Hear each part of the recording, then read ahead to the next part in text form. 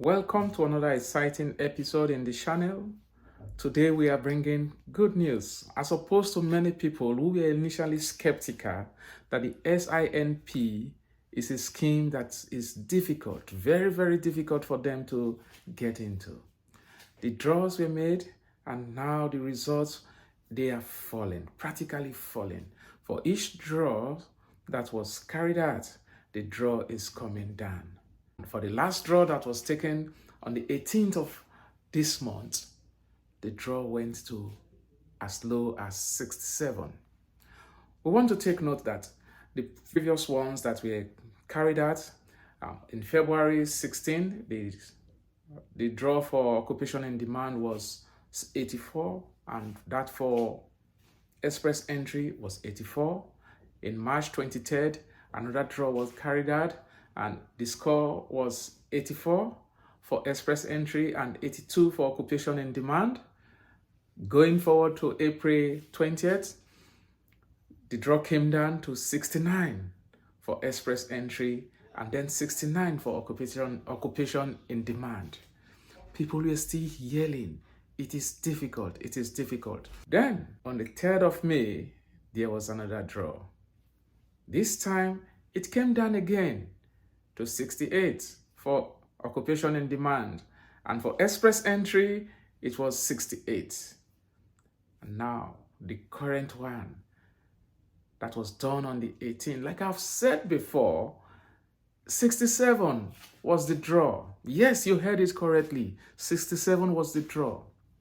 So for those people who were initially skeptical, who were complaining that it is hard, that the province is making it difficult, you want to understand one thing. If you check the eligibility for the SINP, which is the Saskatchewan Immigrant Provincial Nominee Program, you will find out that the requirement that was stated is that you should be able to score for a whole of 110 marks. You should be able to score anything from 60 and above. So what that means is that they can actually say, we want people who score 110. We want people who score 100. We want people who score 90. We want people who score 80. We want people who score 70. We want people who score 60. So any score from 60 to 110, you are okay. Sometimes what you need in that pool, which is the expression of interest portal, is patience.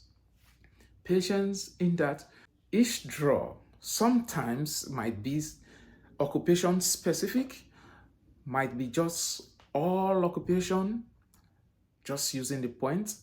Once you have those score intact, you are fine.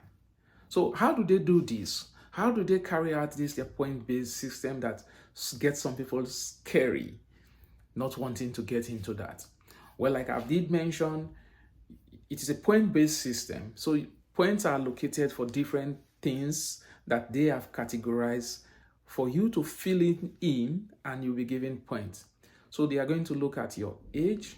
So different age bracket has points awarded to them. You have employment. The longer you stay in an employment, the more points you have. You have educational qualifications. The higher your educational qualification, the more points you have. So doctorate is the highest. Then for secondary school user, I think that should be the lowest. So for all of these, points are awarded. You have adaptability. If you are in Canada or you have an experience in Canada, points are awarded for that mark too.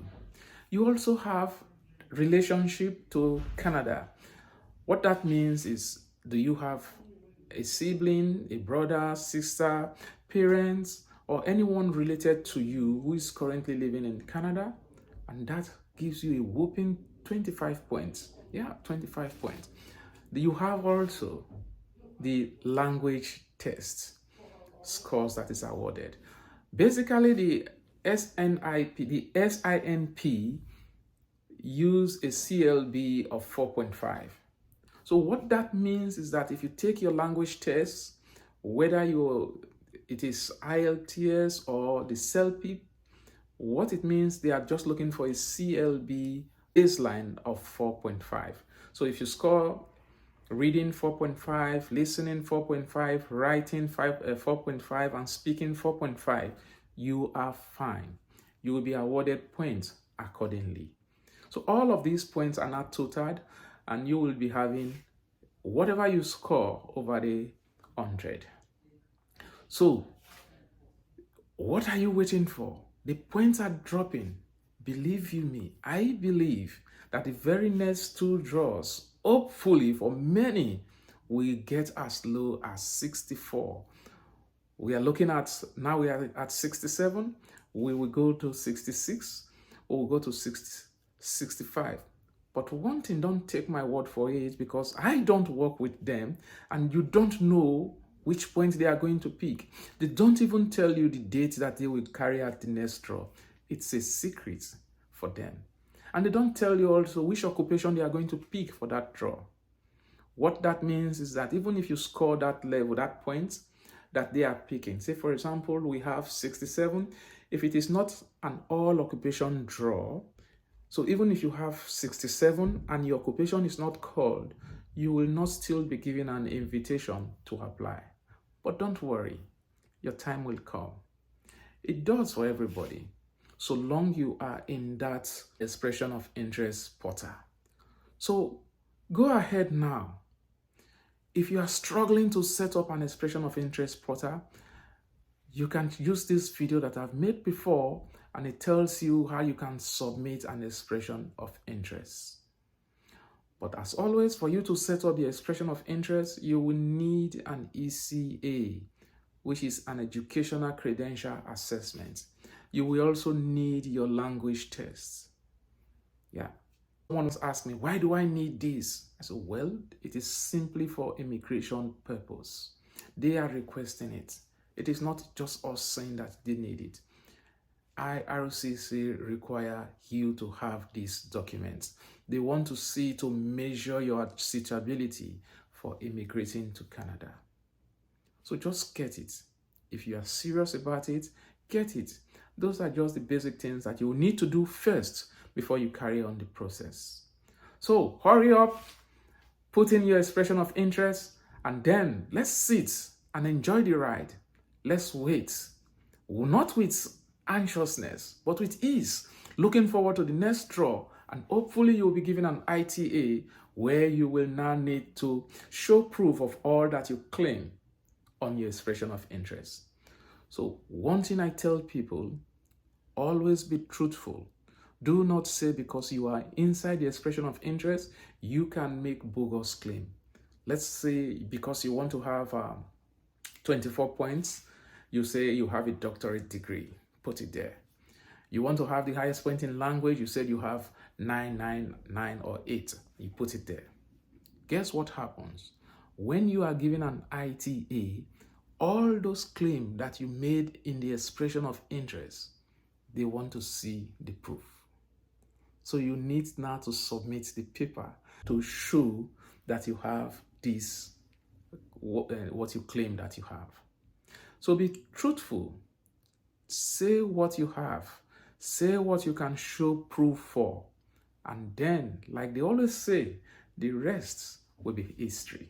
If you found value so far, subscribe to the channel. Share this video to many people so that they can get valuable information and they can use it to continue their immigration journey as they deem fit. If you have questions, if you have comments, drop them in the comment section below. I will see you in the next video.